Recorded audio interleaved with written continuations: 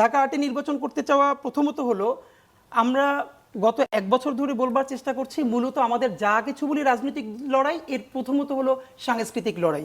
আমরা জুলাইয়ের পক্ষে বা বাংলাদেশের পক্ষে এখন পর্যন্ত কোনো সাংস্কৃতিক লড়াই করতে পারি নাই, দাঁড় করাতেও পারি নাই। তার প্রমাণ হলো এই যে 15ই আগস্টকে কেন্দ্র করে এই যে বিনম্র শ্রদ্ধা শুরু হলো।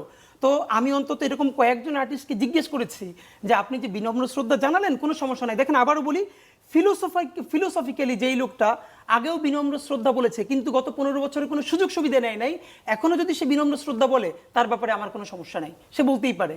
কিন্তু এই বিনম্র শ্রদ্ধা বলে যারা বলেছে মুক্তিযুদ্ধ দেখি নাই কিন্তু পদ্মা সেতু দেখেছি, এই বলে বলে বলে বলে কোথায় মুক্তিযুদ্ধ কোথায় পদ্মা সেতু, তার ফলে কি হয়েছে পদ্মা সেতুকে এমন জায়গায় নিয়ে যাওয়া হয়েছে, একজন গিয়ে পদ্মা সেতুর উপরে একটা বাজে কমেন্ট করেছে অথবা খারাপ কথা বলেছে, ছাত্রলীগ পটুয়াখালীতে তার বাড়িঘর হামলা করে তার ঘর দুয়ার ভেঙে দিয়েছে। মানে এটা এমন মসজিদ এমন মন্দির।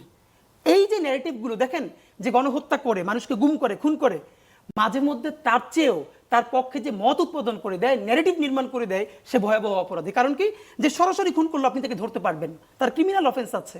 কিন্তু এই হত্যা না, এটা করা যায়, জামাত হলে মেরে ফেলা যায়, বিএনপি হলে মেরে ফেলা যায়, বিশ্বজিৎ মানে যেভাবে হোক ফ্রেমিং করা যায়, সে হলো আরো ভয়াবহ অপরাধী, এর বিরুদ্ধে আমরা কোনো লড়াই করতে পারি না। তো এই জন্য আমাদের যে জায়গাটা আমরা বুঝি, আবার বিনম্র শ্রদ্ধা জানালেই যে তাকে জুতা মারা যায়, দুইটা ব্যাপার। বিনম্র শ্রদ্ধা জানাতে জুতা যারা মেরেছে এখানে তো আমরা কেউ যাই নাই, কিন্তু এই জুতো মারাকে অপোজ করার কিছু নাই। ব্যাপার হলো আপনি দেখেন বাংলাদেশ আসলে কিছু বিচার হইছে। এখন মুশকিলটা হইলো আপনি এই কথা বলবার আগেই কতক্ষণ মব কতক্ষণ এটা সেটা, এটা তো আছে, দেশে কি মব নাই? কিন্তু আমার প্রশ্ন হলো এই মব কি গত এক বছর শুরু হয়েছে? পকেট মারকে পিটাই মাইরে ফেলা, ভাই বলতেছিলেন বাড্ডায় যে ভদ্রমহিলা বাচ্চাকে আনতে গেছিলেন পিটাই মাইরে ফেলছে, মব লিঞ্চিং বলি মব জাস্টিস বলি, এইটা কি গত এক বছর ধরে বাংলাদেশে এক বছর ধরে শুরু হয়নি কিন্তু এক বছর ধরে বেড়েছে পরিসংখ্যান। আমি আপনাকে বলি আপা, এটার পরিসংখ্যান আছে, পরিসংখ্যানটা শুনেন আমি আপনাকে বলি। আমি পলিটিক্যাল সায়েন্সের ছাত্র, তো আমি বাংলাদেশ স্টাডিজ পড়াই ইউনিভার্সিটিতে এবং রিসার্চ মেথোডোলজি পড়াই।